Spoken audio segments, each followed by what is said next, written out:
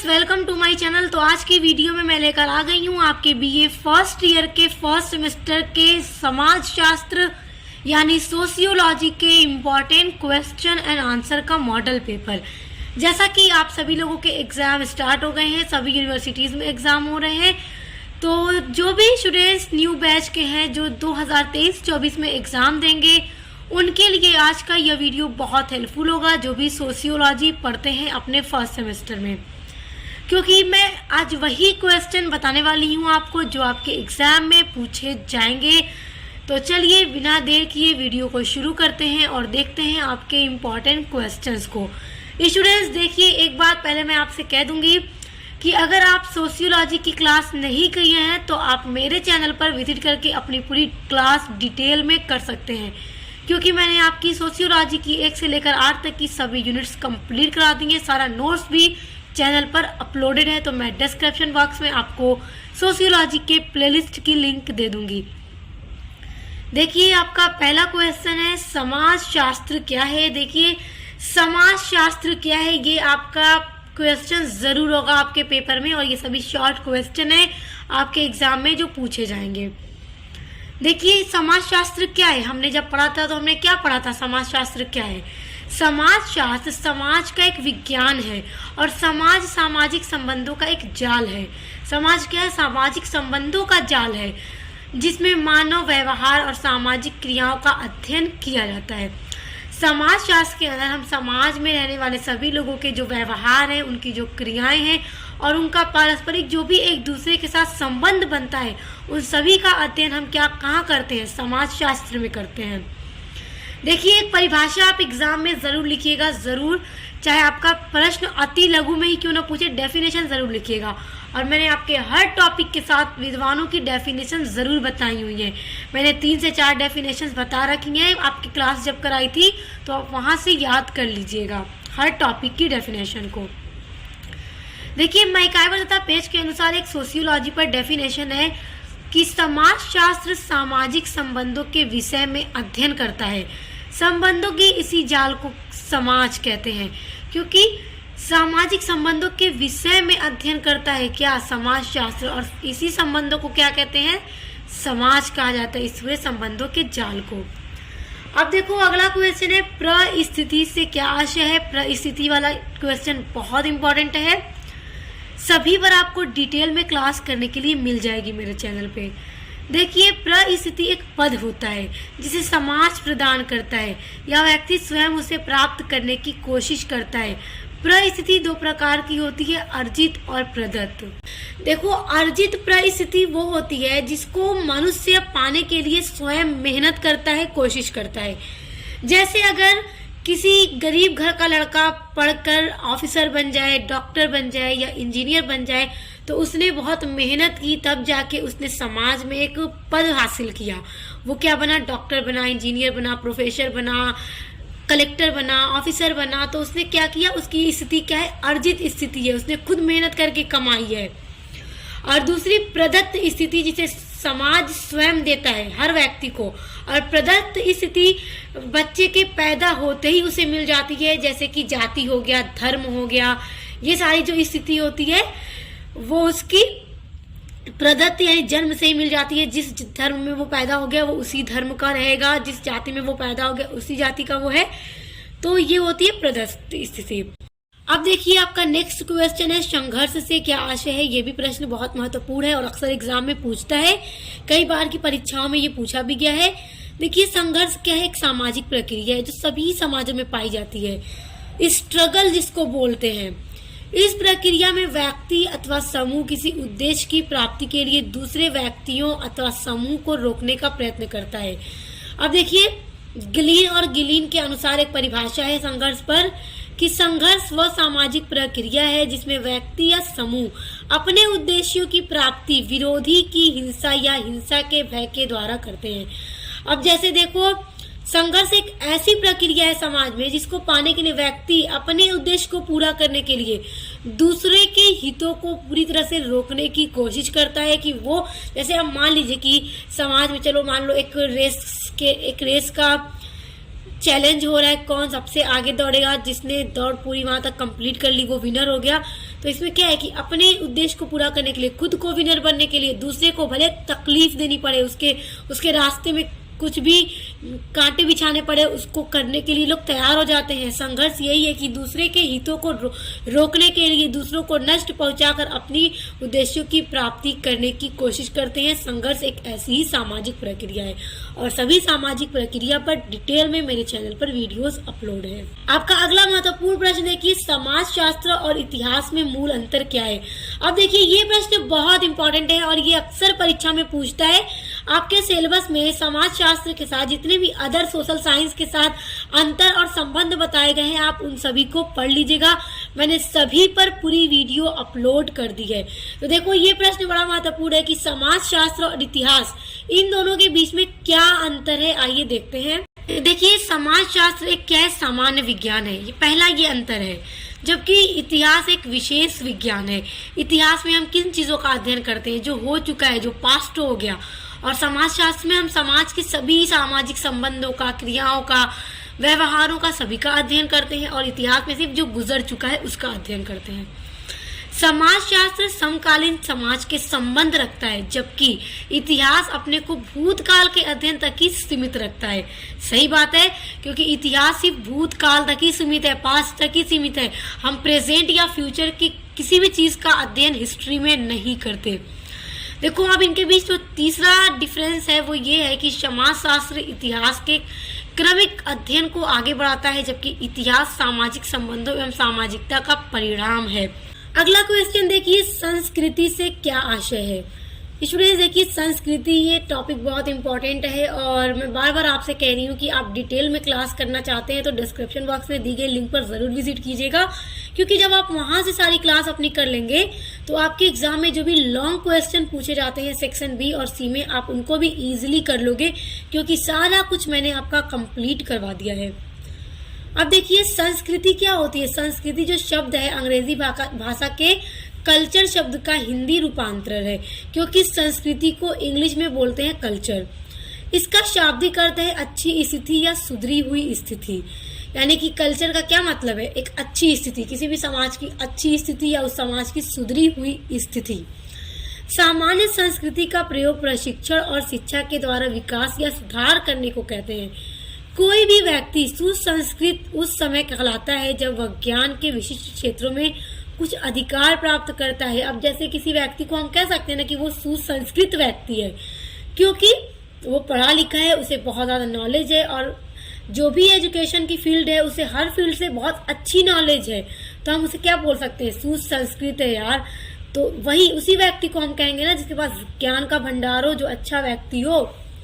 सामान्यतः कला, साहित्य अथवा संगीत में गति प्राप्त कर लेता है तथा शिक्षाचार और व्यवहार में कुशल माना जाने लगता है। जो व्यक्ति इन क्षेत्रों में शिक्षित नहीं होते हैं अथवा जिन्होंने दैनिक जीवन के आचरणों को किसी समाज में नहीं सीखा है, वे व्यक्ति असांस्कृतिक कहे जाते हैं। ये मत बिल्स तथा हाइजर का है। जैसे अब जिस समाज के लोग बहुत सुसंस्कृत हैं, पढ़े लिखे हैं, संगीत, साहित्य, कला हर एक क्षेत्र में बहुत अच्छे हैं, तो हम कहेंगे ना वो समाज बहुत संस्कृत, उस समाज की संस्कृति अच्छी है, वहाँ के लोग सुसंस्कृत हैं। और जहाँ के लोगों ने अभी तक इन सारी चीज़ों को सीखा ही नहीं है, तो हम क्या कहेंगे कि वहाँ के लोग असांस्कृतिक हैं, जिन्हें ये सारी चीज़ें आती नहीं है। और ये मत किसका है, बिल्स तथा हाइजर का है। अगला महत्वपूर्ण प्रश्न है, परिवार क्या है, परिभाषा सहित उल्लेख कीजिए। इसी तरह से प्रश्न पूछेंगे, तो परिभाषा हर टॉपिक की याद रखना है आपको। देखिए, जहाँ पति पत्नी के रूप में विवाहित लोग यौन संबंधों से संतान उत्पन्न करते हैं और उनका पालन पोषण करते हैं, वही क्या कहलाता है, परिवार कहलाता है। जहाँ माता पिता और उसके अविवाहित बच्चे रहते हैं, जिनका भी विवाह नहीं है हुआ है, जो जिन बच्चों का, और उनका पालन पोषण उस परिवार में किया जाता है, वो क्या कहलाता है, परिवार कहलाता है। और देखिए, परिवार पर भी एकदम सेपरेट डिटेल में वीडियो अपलोड की हुई है। परिवार के जो प्रकार हैं, परिवार की जो विशेषताएं हैं, संयुक्त परिवार, क्या सारी चीज़ें आपको मिलेंगी मेरे चैनल पे। अब देखो, एक परिभाषा है मैकाइवर एवं पेज के अनुसार, क्योंकि परिभाषा जरूर लिखिएगा। परिभाषा लिखने से एग्जामिनर पर अच्छा इफेक्ट पड़ता है, इंप्रेशन पड़ता है, और वो आपको अच्छे मार्क्स देने पे क्या हो जाता है, मजबूर हो जाता है। इसलिए डेफिनेशन अगर लिखिएगा, तो आप चाहते हैं कि आपको पूरा मार्क्स मिले, तो डेफिनेशन एकदम रट लीजिएगा। डेफिनेशन शॉर्ट में पूछे तो 1 लिखिए, लॉन्ग क्वेश्चन में कम से कम 2 लिखिए। अब देखिए, परिवार निश्चित यौन संबंध द्वारा परिभाषित एक ऐसा समूह है जो बच्चों के जनन एवं लालन पालन की व्यवस्था करता है। तो ये परिभाषा याद रखिएगा, सिंपल सी परिभाषा है मैकाइवर एवं पेज के अनुसार। तो परिवार पूछेगा तो आपको बस इतना ही लिख देना है। लॉन्ग में पूछेगा तो लॉन्ग के लिए आप क्लास करिएगा, डिस्क्रिप्शन बॉक्स में दी गई लिंक पर विजिट कीजिएगा। अगला महत्वपूर्ण प्रश्न देखिए, विवाह से क्या आशय है। बहुत इंपॉर्टेंट क्वेश्चन है। और विवाह क्या है या विवाह को परिभाषित कीजिए या विवाह से आप क्या समझते हैं, कुछ भी पूछेगा, आंसर आपका क्या होगा, यही होगा। प्रश्न कई तरीके से पूछ सकता है, इसलिए ये मत सोचिएगा कि प्रश्न हमने ये याद किया है, ये पूछ दिया, आप क्या करें। प्रश्न कई तरीके से पूछेगा, आंसर आपका सेम होगा। अब देखो, विवाह समाज द्वारा स्वीकृत एक सामाजिक संस्था है। यह 2 विषम लिंगी व्यक्तियों को यौन संबंध स्थापित करने के अधिकार प्रदान करती है। 2 विषम लिंग का मतलब मेल एंड फीमेल, महिला और पुरुष, क्योंकि महिला और पुरुष की ही शादी होती है, उन्हीं का ही विवाह होता है। और ये सामाजिक एक संस्था है जिसे समाज क्या स्वीकृति देता है। विवाह संबंध बहुत ही व्यापक होते हैं। इनमें एक दूसरे के प्रति भावात्मक लगाव, देखभाल, सहायता व एक दूसरे को निरंतर एक दूसरे को सहारा देना सम्मिलित होता है। ये सारी चीजें विवाह में शामिल होती हैं। विवाह के पश्चात उत्पन्न संतान को ही वैध संतान माना जाता है। उससे पहले अगर कोई संतान उत्पन्न हो जाए उसे कभी भी वैध नहीं माना जाएगा। उसे समाज क्या है, एक्सेप्ट नहीं करेगा। समाज उसी संतान को एक्सेप्ट करता है जो शादी के बाद उत्पन्न होते हैं। तो याद रखिएगा। अब देखिए, अगला प्रश्न है बहुत महत्वपूर्ण, सामाजिक स्तरीकरण से क्या आशय है। देखिए, अति लघु में आपके जो प्रश्न पूछे जाते हैं बस इसी तरह से पूछे जाएंगे, इसलिए एकदम अच्छे से तैयार कर लीजिए, क्योंकि अति लघु में 10 प्रश्न दिए जाते हैं और प्रत्येक के लिए 2 नंबर आपको मिलते हैं। तो अति लघु आपने पूरा 10 सही कर दिया तो आपका 20 नंबर फौरन आपको मिल जाएगा, क्योंकि इसमें आपके बिल्कुल भी नंबर कटने के चांसेस नहीं होते, क्योंकि आपका शॉर्ट होता है। तो सामाजिक स्तरीकरण क्या है, इस पर भी क्लास मैंने करा रखी है। अब देखिए, प्रश्न आपसे पूछेगा तो आपको किस तरह उत्तर लिखना है। सामाजिक स्तरीकरण एक क्या है, सामाजिक व्यवस्था है जिसके अंतर्गत समाज के विभिन्न समूह को क्रमशः उच्च से निम्न तक की स्थिति, पद या स्थान प्राप्त होते हैं और उसी के अनुसार एक समूह विशेष कुछ विशेषाधिकारों या नियोग्यताओं का भी हकदार होता है। अब जैसे देखिए, स्तरीकरण का मतलब समाज में उच्च से निम्न स्थिति होती है, पद होते हैं, स्थान होते हैं। तो जिसका जैसा पद होगा, जिसका जैसा स्थिति होगी, उसी हिसाब से उसके अधिकार होंगे समाज में, उसकी योग्यताएं होंगी और उसी के हिसाब से क्या करेगा, रहेगा और उसके वही क्या होंगे, हकदार होंगे। देखिए, एक परिभाषा है रेमंड मरे के अनुसार। परिभाषा मैं बार बार कह रही हूँ, जरूर लिखिएगा। और मैं एकदम सिंपल सी परिभाषा आपको बताती हूँ जो आप आसानी से याद कर लें। देखिए, रेमंड मरे ने एक परिभाषा लिखी है सामाजिक स्तरीकरण पर कि स्तरीकरण समाज का उच्च और निम्न सामाजिक इकाइयों में किया गया क्रमागत विभाजन होता है। जैसे कि एक उच्च से निम्न तक या निम्न से उच्च तक, जैसे कि ऊंचे नीचे लोग होते हैं ना समाज में, एक स्तर बनता है ना नीच ऊंच का, तो वही एक स्तर बनता है समाज में, उसी को क्या बांटा गया, सामाजिक इकाइयों में बांटा गया है। स्टूडेंट्स देखिए, यहाँ पर एक और बहुत इंपॉर्टेंट बात आपको मैं बता दूं कि अगर आप बीए फर्स्ट सेमेस्टर में सोशियोलॉजी के अलावा इंग्लिश लिटरेचर पढ़ते हैं, फिजिकल जियोग्राफी पढ़ते हैं, एजुकेशन पढ़ते हैं या पॉलिटिकल साइंस पढ़ते हैं, कोई भी सब्जेक्ट आप पढ़ते हैं, तो सभी की क्लास मैंने करवा दी है। सभी के सब्जेक्ट पूरी डिटेल में वीडियोज अपलोडेड है, सारी यूनिट्स अपलोडेड है और साथ ही साथ लगातार सभी के मॉडल पेपर और इम्पोर्टेंट क्वेश्चन आंसर की वीडियोस अपलोड कर रही हूँ, तो जिनके थ्रू आप अपने एग्जाम की तैयारी बहुत अच्छी कर सकते हैं। तो चैनल पर विजिट जरूर कीजिएगा, पसंद आया तो सब्सक्राइब कर लीजिएगा, क्योंकि मेरे चैनल पर आपके बीए के सभी सेमेस्टर की क्लास कराई जाती है और सभी के मॉडल पेपर की वीडियोस अपलोड किए जाते हैं और साथ ही साथ आपको नोट्स भी दिया जाता है। अगला महत्वपूर्ण प्रश्न देखिए, नातेदारी के प्रकार बताइए। देखिए, नातेदारी पूछ दे तो आप कंफ्यूज मत होइएगा कि हम तो रिश्तेदारी पढ़ के गए थे, पेपर में आ गया नातेदारी। तो नातेदारी पूछे या रिश्तेदारी पूछे, बात एक ही है, एक ही शब्द का समझिए, दो अलग अलग शब्द है, रिश्तेदारी या नातेदारी। तो नातेदारी के प्रकार बताइए या रिश्तेदारी के प्रकार बताइए, तो ये 2 प्रकार की होती है, एक रक्त संबंधी नातेदारी या रिश्तेदारी और एक विवाह संबंधी नातेदारी या रिश्तेदारी। अब रक्त संबंधी और विवाह संबंधी नातेदारी को अलग से भी पूछ सकता है। डिटेल में वैसे मैंने वीडियो अपलोड की। अगर आपसे पेपर में पूछ दे कि रक्त संबंधी नातेदारी को परिभाषित कीजिए, अब आप कैसे लिखेंगे, तो देखिए क्या लिखेंगे। हेडिंग डालिएगा पहले अच्छी सी खूबसूरत सी राइटिंग में, रक्त संबंधी नातेदारी या फिर नातेदारी का अर्थ, इस तरह से हेडिंग डालकर इसमें वो लोग आते हैं जो सामान्यतः रक्त के कारण एक दूसरे से संबंधित होते हैं। उदाहरण के लिए माता पिता और उनके बच्चे, भाई बहन का रिश्ता। अब जैसे आपकी फैमिली है, एग्जाम्पल के थ्रू समझिए, आपके मम्मी पापा हैं, आपके ब्रदर सिस्टर, आप लोग रहते हैं, दादी दादा, ये सब क्या है, आपका खून संबंधी रिश्ता है, मतलब कि ब्लड वाला रिश्ता है, आपकी पूरी फैमिली है ये। और अगर आपकी शादी हो जाए तो जैसे शादी होती है तो लड़की का रिश्ता बनता है लड़के के घर में, तो वो एक विवाह संबंधी नातेदारी हो गई, जहाँ पे खून का रिश्ता नहीं है, बस शादी के बाद वो सारा रिश्ता बना है। और लड़का की शादी होती है, अगर लड़की के घर वाले के जितने भी लोग हैं, उसकी फैमिली, उसके भी रिलेशन में जितने लोग, तो उसका उससे रिश्ता बन जाता है, क्या एक विवाह संबंधी नातेदारी है। तो अगर आप इनको समझे रहेंगे तो आपको बिना याद किए सिर्फ समझे रहेंगे तो एग्जाम में आसानी से लिख लेंगे। देखिए विवाह संबंधी नातेदारी क्या है। यह नातेदारी संबंध उन व्यक्तियों के बीच स्थापित होते हैं जो विवाह द्वारा एक दूसरे से संबंधित होते हैं। देखिए उदाहरण देखिए विवाह संबंधी नातेदारी में कि विवाह के बाद एक पति के अपने पत्नी पक्ष के अनेक दूसरे व्यक्तियों के साथ संबंध आदि। लड़का का अपने पत्नी के सभी रिश्तों में संबंध स्थापित हो जाता है, लड़की का अपने पति के घर में जितने भी लोग होते हैं, रिलेशन के लोग होते हैं, उनसे संबंध बन जाता है। तो वो कैसा रिश्ता है, विवाह संबंधी रिश्ता है जो शादी के बाद बना है। अगला महत्वपूर्ण प्रश्न देखिए, समिति से क्या आशय है, इसकी विशेषताओं का उल्लेख कीजिए। देखिए यही ऐसे ही प्रश्न आएंगे आपके भी, तो याद रख लीजिए, याद कर लीजिए। देखिए क्या होती है समिति। समिति क्या है, एक व्यक्तियों का समूह होता है जिसमें बहुत सारे व्यक्ति होते हैं, व्यक्तियों का पूरा समूह होता है जो आवश्यकता की पूर्ति के लिए संगठित होती है। किसी भी उद्देश्य के लिए इसको बनाया जाता है। उदाहरण के लिए कोई विद्यालय है, जैसे विद्यालय हो गया, व्यापार संघ हो गया, कोई राजनीतिक दल हो गया, ये सब क्या ही समिति है। अब देखिए समिति की विशेषताएं या लक्षण, विशेषताएं पूछी या लक्षण, तो बात एक ही है। देखिए इस पर भी पूरी एक डिटेल में मैंने क्लास करा रखी है। डिटेल में आप पढ़ना चाहते हैं तो डिस्क्रिप्शन बॉक्स में प्लेलिस्ट के लिंक पर सारी वीडियोस आपको मिलेंगी, आप पढ़ लीजिएगा। तो इसकी विशेषताएं देखिए, अति लघु में पूछेगा तो बस इसी तरह से आपको लिखना होगा, क्योंकि अति लघु में बस 50 शब्दों में ही आपको लिखना होता है। तो देखिए समिति व्यक्तियों का समूह होता है क्योंकि व्यक्ति ही मिलकर इसको बनाते हैं। दूसरी विशेषता ये है कि इसका उद्देश्य निश्चित होता है। तो आप इस तरह से लिखिएगा कि समिति एक निश्चित उद्देश्य के लिए बनाई जाती है और इसका उद्देश्य एकदम निश्चित होता है। तो आपका दूसरा पॉइंट हो जाएगा।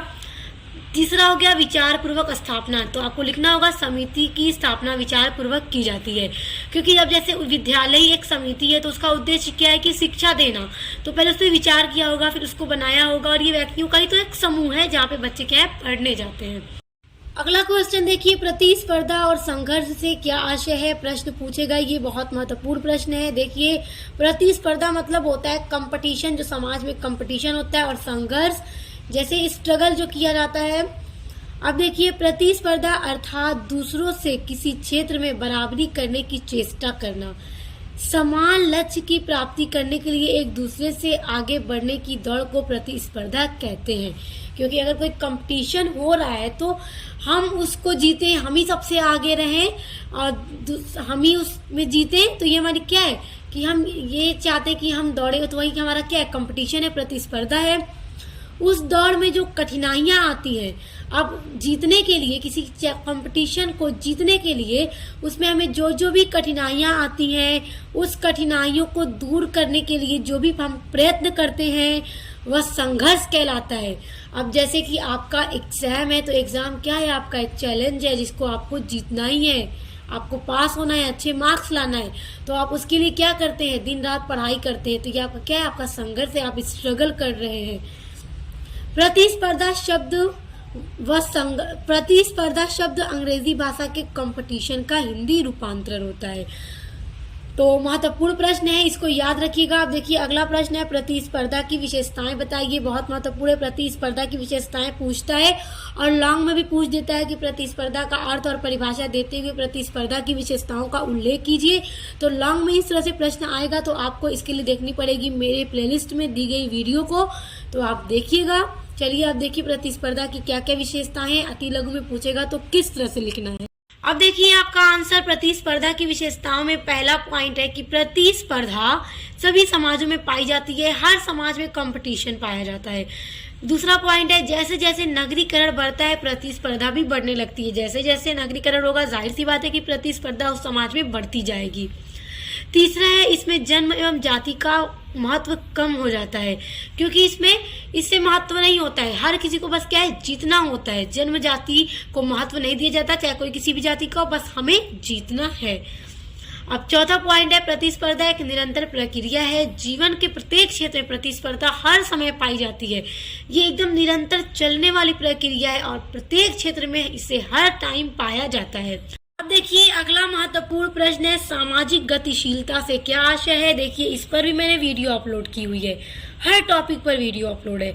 अब देखिए अति लघु में पूछता है आपसे कि सामाजिक गतिशीलता से क्या आशय है, तो क्या है गतिशीलता, सामाजिक गतिशीलता क्या है। देखिए समझिए, गतिशीलता का अर्थ है स्थान या स्थिति। क्या है, स्थान या स्थिति में परिवर्तनशीलता। जब भी किसी व्यक्ति के स्थान में या उसकी स्थिति में परिवर्तन हो जाता है तो एक क्या है, वो एक सामाजिक गतिशीलता है। जब भौगोलिक या भौतिक दृष्टि से स्थान परिवर्तन होता है तो इसे भौगोलिक गतिशीलता कहते हैं। अब जैसे देखो कोई आदमी है, वो रहता था गांव में रहता था, तो उसकी भौगोलिक स्थिति क्या थी, वो कहाँ रहता था, वो गांव में रहता था। मगर वो गांव छोड़ के अपनी पूरी फैमिली लेके आए और शहर में शिफ्ट हो जाए और वहीं पर कहीं नौकरी करने लगे, तो क्या है कि उसकी स्थिति बदल गई, उसका जो स्थान है वो बदल गया, स्थान बदल गया। पहले गांव में रहता था, अब वो शहर में रहने लगा, तो वो क्या कहलाएगी, भौगोलिक गतिशीलता कहलाएगी। किंतु जब किसी व्यक्ति या समूह के सामाजिक स्थान या परिस्थिति में परिवर्तन घटित होता है तो इसे सामाजिक गतिशीलता कहते हैं।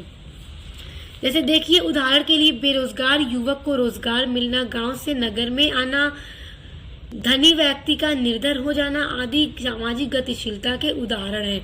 अब जैसे कोई व्यक्ति बेरोजगार था गांव में, अब वो नगर में आ गया, उसको नौकरी मिल गई तो उसकी स्थिति में परिवर्तन हो गया। अब कोई अमीर व्यक्ति है तो कौन जानता है कि कब कौन गरीब से अमीर हो जाए, अमीर से गरीब हो जाए, और कोई अमीर व्यक्ति निर्धन हो गया, गरीब हो गया, तो उसकी स्थिति में भी तो परिवर्तन हो गया। ये भी एक गतिशीलता ही है, चाहे लोग अच्छी स्थिति से खराब की तरफ जाएं या खराब से अच्छी की तरफ जाएं, वो क्या, वो सामाजिक गतिशीलता ही है। तो स्टूडेंट्स, ये सारे जितने भी मैंने आपको प्रश्न बताए हैं आपके अति लघु में इसी तरह से प्रश्न पूछे जाएंगे और आपको उत्तर भी इसी तरह से लिखना होगा। तो इन सभी को याद कर लीजिए क्योंकि यहाँ से 100% क्वेश्चन आएंगे ही आएंगे। और इसके अलावा आप लॉन्ग के लिए या पूरी प्लेलिस्ट को चेक कर लीजिए, वहाँ से पढ़ लीजिए।